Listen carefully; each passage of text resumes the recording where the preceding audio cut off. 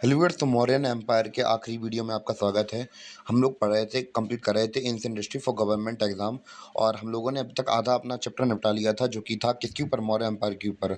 तो हम लोग बात कर रहे थे जो अशोक थे हमारे, उनके उन्होंने कलिंग की युद्ध लड़ा था। अब हम लोग बात करेंगे उसका जो वॉर था, उसका अटैक क्या हुआ था। तो हम लोग मतलब जो वॉर था उसका इम्पैक्ट क्या हुआ था। तो पिछले वीडियो में हम लोगों ने थोड़ी बहुत डिस्कस कर ही ली थी। अब हम लोग अच्छी तरीके से नोट्स में उनकी जो वॉर वगैरह था उसके इम्पैक्ट के बारे में पढ़ेंगे। तो जो हम लोग बात करें कलिंग का युद्ध किसके किसके बीच में हुआ था, अशोक और अनंत पद्मनाभ के बीच में हुआ था। वो भी कब हुआ था, 261 बीसी में हुआ था। मतलब 261 बीसी में हुआ था। और इन्होंने मतलब कि इन्होंने खुद, ऐसा कोई नहीं था कि सेनापति रखवाया हो, खुद बल्कि सेना को लीड किया था। और इन्होंने सिटी मतलब अलग अलग सिटी, अलग अलग जो राज्य थे या फिर सिटीज थी, उन सबको तोड़ दिया, तोड़ मरोड़ दिया और लाखों लोगों को जिंदा मार दिया। इतना भयंकर मारा, इतना भयंकर मारा, खून खून से पूरा जमीन लाल हो गई, इतना भयंकर लोगों को मारा। और हम लोग बात करें कि जब ऐसा सब कुछ हुआ, तो रात में जब ये वहाँ पे देखा उन्होंने ये मौत का मंजर, तो उनका दिल दहक पड़ा, उन्हें बहुत ज़्यादा बुरा लगा।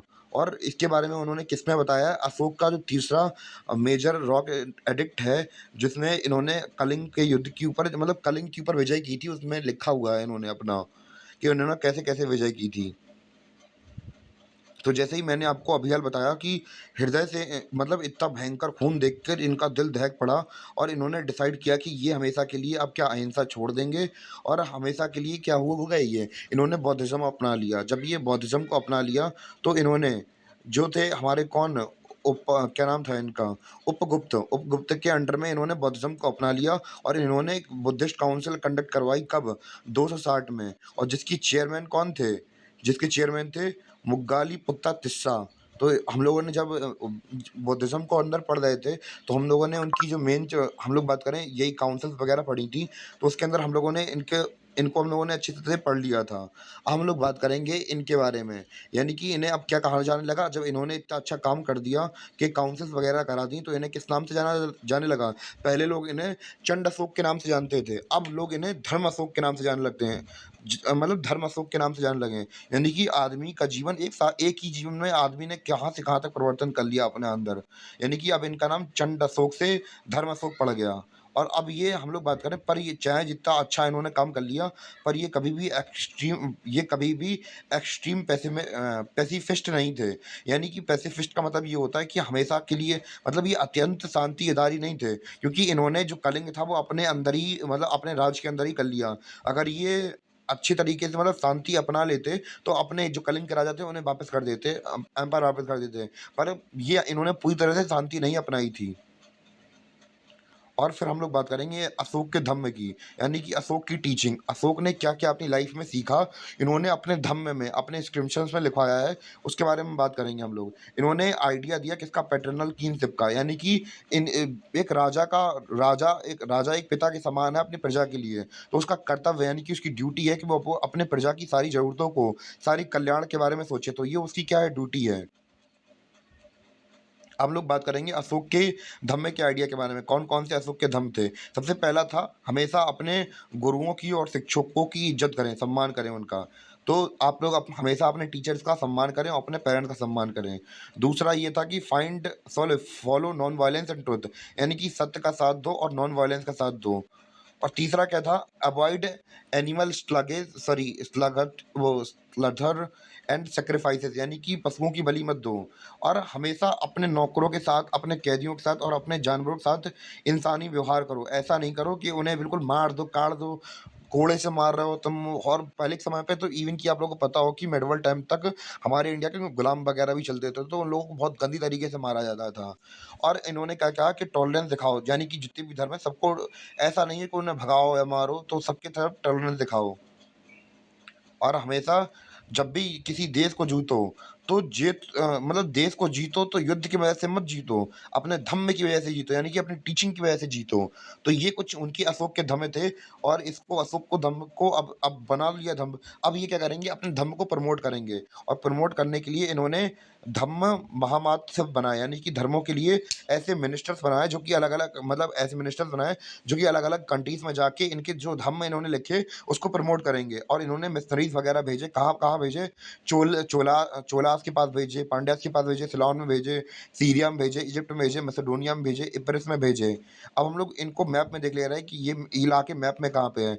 इपरिस यहाँ पे मैसेडोनिया के बगल में, ग्रीक के पास में, और मैसेडोनिया वही है जहाँ से अशोक वो आया था, अलेक्जेंडर आया था। यहाँ इजिप्ट है, यहाँ पे सीरिया है, और ये है पांड्य चोल राजवंश, शिलांग मतलब उस समय के श्रीलंका। तो ये हमने मैप में देख लिया कि कौन-कौन से इलाकों में उन्होंने अशोक ने अपने धम्म की पॉलिसी को इम्प्लीमेंट करने के लिए भेजा था। और इन्होंने अपने बेटे, जो हम लोगों ने बात करें, इनके बड़े बेटे थे दशरथ, जो कि बाद में राजा बने, और मतलब इनके बेटे वगैरह, बड़ा बेटा था दशरथ और छोटे बेटे थे इनके महेंद्र। और इन्होंने अपनी बेटी संघमित्रा को कहाँ भेजा था? श्रीलंका भेजा था। यानी कि उन धम्म महामात्स्य में उनके बेटा और बेटी भी आते थे, और इन्होंने अपनी धम्म की पॉलिसी के लिए कहाँ भेजा था उन्हें? श्रीलंका भेजा था। और इनके जो ज़्यादा से ज़्यादा एडिक्ट थे वो प्राकृत और पाली भाषा में लिखे गए थे, यानी कि जो ब्राह्मणी स्क्रिप्ट थी। और इनके कुछ हम लोग बात करें स्क्रिप्ट किसकी अ, खरोस्थी स्क्रिप्ट में लिखे हुए हैं। और हम लोग बात करें कि वो उन्होंने स्क्रिप्ट इस बेसिस पे लिखाया है, जिस एरिया में जिस लैंग्वेज को बोलने वाले लोग होते थे, उसी लैंग्वेज में ये अपने जो रॉक एडिक्ट होते थे या फिर रॉक पे इंस्क्रिप्शंस होते थे, उसी लैंग्वेज में लिखवाते जिस मतलब लोकल लैंग्वेज के होते थे। जैसे अगर मुझे पंजाब के अंदर अगर अपने इंस्क्रिप्शन अपने बारे में बताना हो, तो मैं पंजाबी में कुछ लिखवाऊँगा, ना कि मैं संस्कृत या हिंदी में कुछ लिखवा दूँगा कि वहाँ के लोग समझ पाएँ। तो फिर मैं उनकी लैंग्वेज में ही उनके मतलब बात करने का तरीका करूँगा। तो फिर उसी प्रकार जो अशोक थे, उन्होंने भी अपने जो इंस्क्रिप्शंस थे, वो जिस एरिया में जहाँ पे वो छपवा रहे हैं, उसकी लोकल लैंग्वेज में ही छपवाए थे।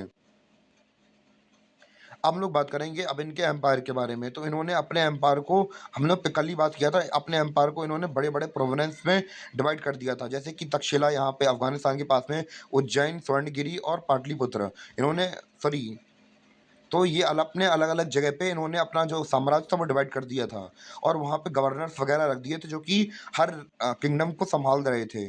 और इन्होंने धर्मशाला, धर्मशाला तो आपको पता है रुकने के लिए जगह होती है, और हॉस्पिटल्स हुए और सराइस हुए। सराइस क्या होते थे? पहले समय पर लोग जब एक लंबी-लंबी यात्रा करते थे, तो उनको रुकने के लिए एक जगह होता था व्यापारियों वगैरह के लिए, तो उसे हम लोग बात करें क्या कहा गया था?